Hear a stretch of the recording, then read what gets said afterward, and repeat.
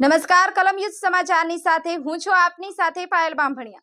તો જોઈએ આજના મહત્વના સમાચારમાં। ડભોઈ રેલવે સ્ટેશન ખાતે વિવિધ સુવિધાઓ ઊભી કરવા પાસ હોલ્ડર પ્રમુખની ડીઆરએમની રજૂઆત કરવામાં આવી હતી।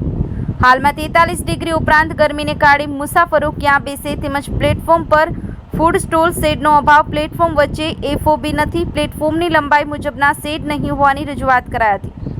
વડોદરા જિલ્લાના ડભોઈ રેલવે સ્ટેશન ખાતે મુસાફરો માટે પાયાની ગણાતી કેટલીક સુવિધાઓનો અભાવ હોવાથી western railway passenger and pass holder welfare association પ્રમુખ અને ડીઆરયુસીસીના વડોદરા વિભાગના સભ્ય હબીબભાઈ લોખંડવાલાએ ડીઆરએમને લેખિત રજૂઆત કરતા પત્રમાં જણાવ્યું હતું કે 6 એપ્રિલના રોજ ડભોઈ નગરના પ્રવાસ દરમિયાન જાણવા મળ્યું હતું કે ડભોઈ રેલવે સ્ટેશનના પ્લેટફોર્મ પર નાસ્તા પાણી માટે એક પણ ફૂડ સ્ટોલની વ્યવસ્થા નથી। પ્લેટફોર્મ નંબર 1 પર હાલમાં 43 ડિગ્રી ઉપરાંત ગરમી તેમજ વરસાદથી રક્ષણ આપતો શેડની વ્યવસ્થા નથી। મુસાફરોને પ્લેટફોર્મ નંબર 1 થી પ્લેટફોર્મ નંબર 2 પર જવા માટે ફૂટ ઓવરબ્રિજ અથવા લિફ્ટ એક્સેલેટરની વ્યવસ્થા પણ નથી।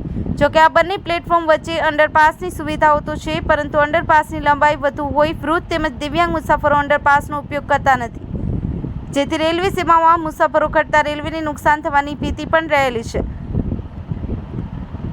મુસાફરોને તકલીફ પડતી હોય માટે વધુ તપાસ કરી ઘટતું કરવા ઉપરોક્ત રજૂઆત કરવામાં આવી હતી। બ્યુરો રિપોર્ટ, ફઝલ રઝા ખત્રી, કલમયુદ્ધ સમાચાર, ડભોઈ।